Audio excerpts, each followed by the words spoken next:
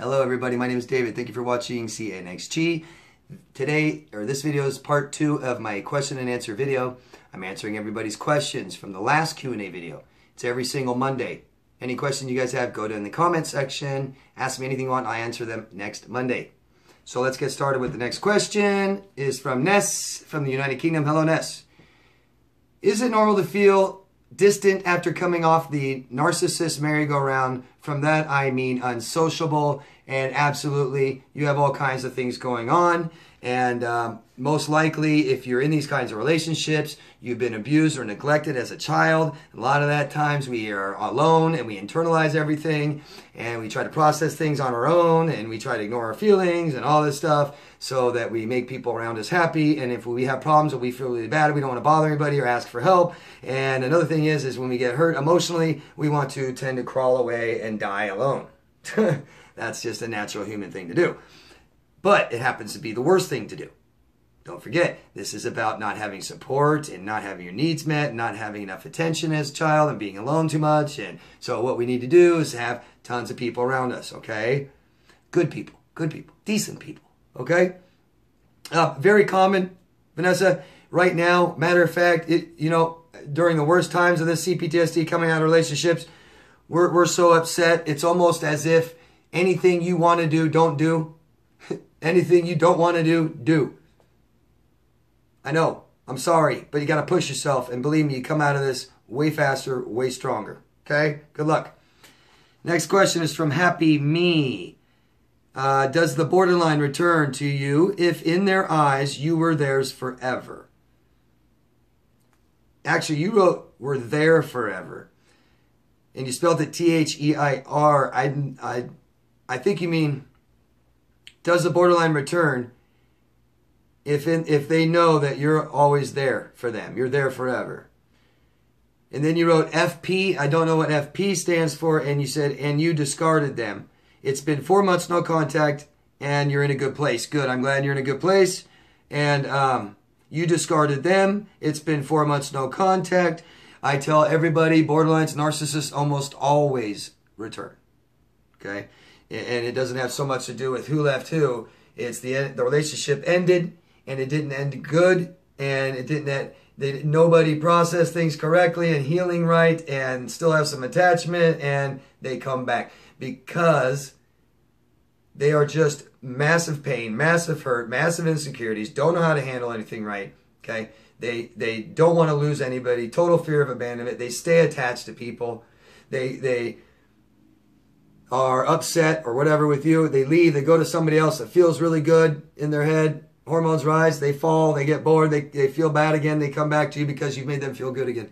Okay? They almost always return. I just say they all do because they'd have to die for you to prove me wrong. So they almost always do. And you just prepare for it. Okay? You don't want anything to come of it. They can't do anything to you. They come and try and talk to you. Don't. You don't owe them anything. You don't need to tell them they're borderline narcissist, psychopath. You don't need to say, you did all these mean things to me. They don't care. It's going to go nowhere. You're just going to get hurt again. Just keep going. Okay? When they knock on that door, you just don't answer it. Tell yourself what you're going to do. Always. Nothing. You don't want anything to happen, so don't do anything. Okay? Good luck. Cairo from Europe. What if a person had a great, happy childhood up until age 7, and then all of the trauma and abuse started up until adulthood? Can late childhood abuse trauma cause BPD as well? I'm just going to say yes. I'm not a doctor. I'm not a clinician. My opinion, just as a life coach and what I've learned over the years and studying this and helping clients and all this, and what it says is yes, they can. Okay? But most likely, if they have BPD, it wasn't great before 7. They may have had their physical needs met, and maybe the most of the abuse started at 7, but maybe they were neglected before that as well. There's all kinds of different things that can happen, but don't forget that people react to trauma differently. Okay? But it's very crucial that a child, every year is the most important year. 1 through 4 is so important. Up until 7 is really important. They can develop disorders after 7. Yes, it technically is what it's said. Okay, but typically, yes, this kinds of stuff develop earlier. Okay, hope that helps.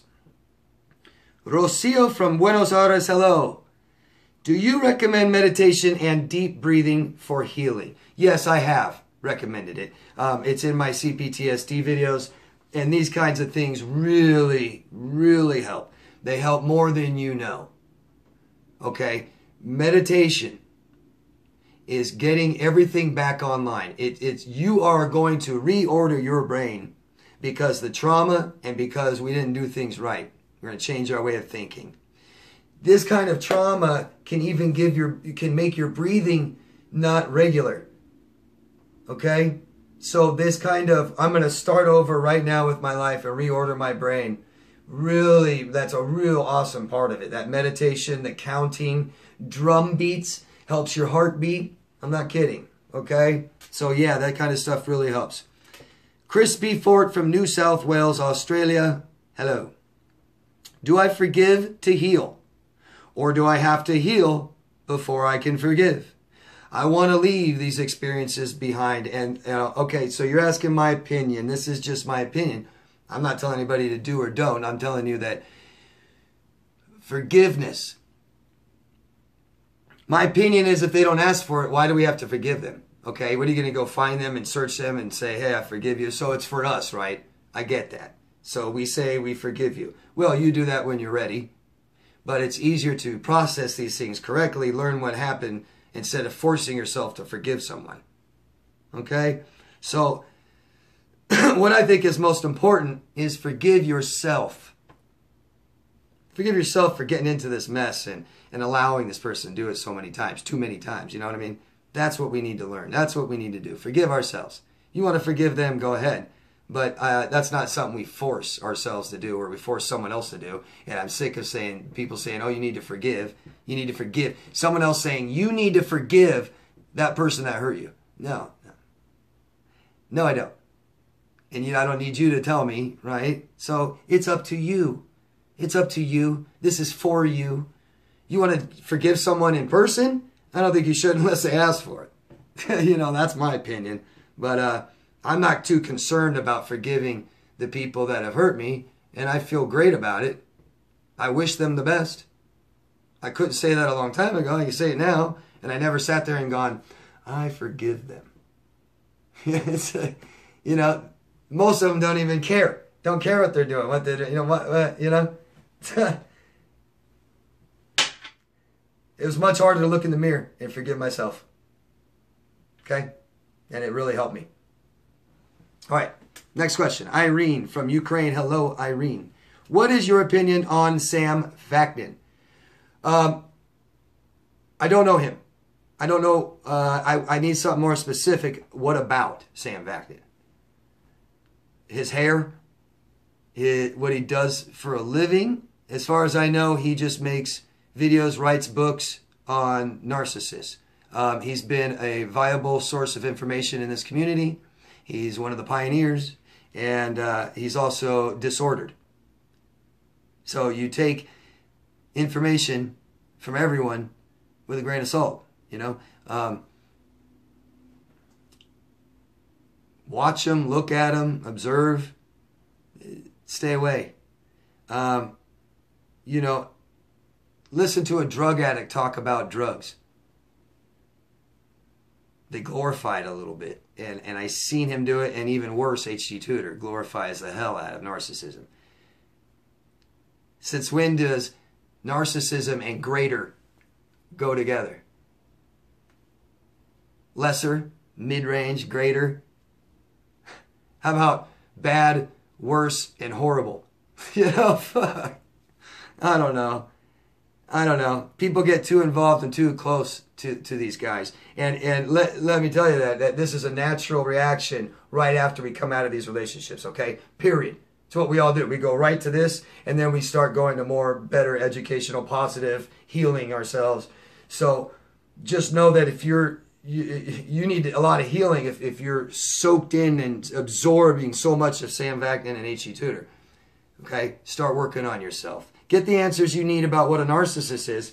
But if you want to find out really what's going on, the answers are with you inside, I'm telling you. Okay? And if you have more specific question about him, ask me. But, you know, I don't know him. He's a narcissist. He has some good information. But I take it as a narcissist is telling me. You know, we don't believe much from what they tell you. But, you know, and I don't see him being like, I'm trying to better myself or do any good. You know. It's like, yeah, I hurt people and I'm going to keep doing that. And I abuse my wife and that's, you know, she doesn't mind. And, you know. I know someone who says they're a narcissist who has become a really good person now. Those videos interest me. Sade Jean Brown. My Narcissistic Healing.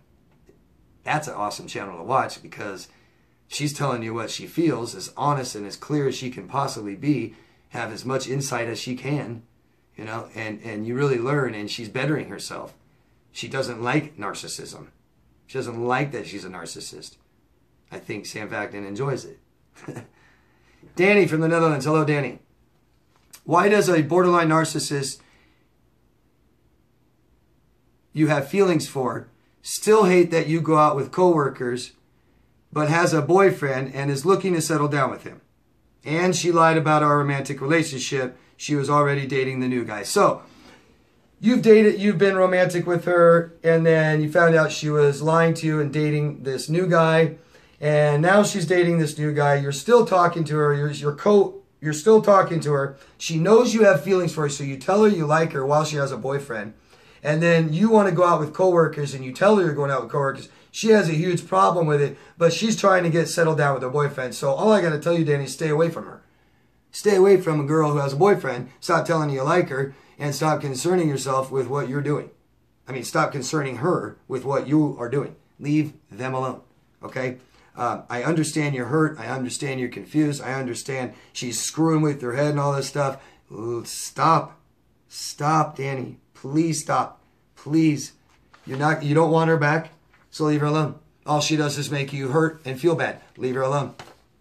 Start feeling good. Okay, Danny? Cindy from New Jersey. Hello, Cindy. What is the best way to support someone with CPTSD? I want to make sure I am not doing or saying anything that might make their recovery more difficult. And Cindy, I love you for this. That is so awesome. If the person you're close to has CPTSD, that's wonderful. They have you. That's wonderful and good for you. Cindy, make sure that you're taking care of yourself first. And I love you use the word support, not help or take care of. So you're supporting them. So Cindy, you don't have to do much, okay? You just be there. Listen. Encourage. Okay? These people might want to isolate. It's great to check on them.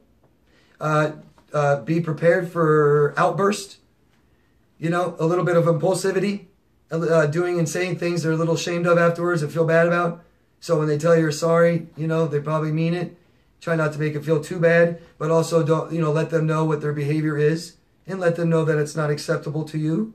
Because a lot of people right now like this have poor boundaries. And people with poor boundaries don't respect others' boundaries very often. And I know you guys right now, you're like, yes, I do, but I have bad boundaries, but I respect others. You'd be surprised how much you may not be. Okay? So, Cindy, it's great. You know, just listen. Just care. Compassion. Okay? Their emotions are going to be out of whack. You don't have to feel that. You don't have to take that on. If it's too much for you, just say, I'm sorry, it's a little too much for me right now. I'm going to come back later. Okay? Make sure they're getting help. Make sure they're getting professional help. And make sure that you're not the one taking that up upon yourself. Okay? So you're not going to figure out all these problems and stuff. And if some of the stuff they're telling you is too much, then it's too much. And you just tell them nicely. Okay? They can get professional help for stuff like this. They can call me. Okay? Thank you, Cindy. Good luck. And you are a beautiful person. Thank you. Marie from Scotland. Hello, Marie. I have an ex-friend narcissist who I work with. Do narcissists lie about moving away just to get attention? She says she's moving to another city to be with her children, but it doesn't make sense because she can't afford it, and the kids don't even want to live with her anyways. So she's full of it. She's full of it. She is living in a pipe dream. I'm sure this person tells you about all these things she wants to do, all these things she plans on doing, and I bet this same person tells you all these things that people have done wrong to them, and why all these things that they are going wrong in their life is other people's fault. Don't listen. Don't listen to people about what they want to do. That's got to be one of the most annoying things to listen to, is somebody say, I want to do this. I want to go over there. I ran across this one guy's YouTube video.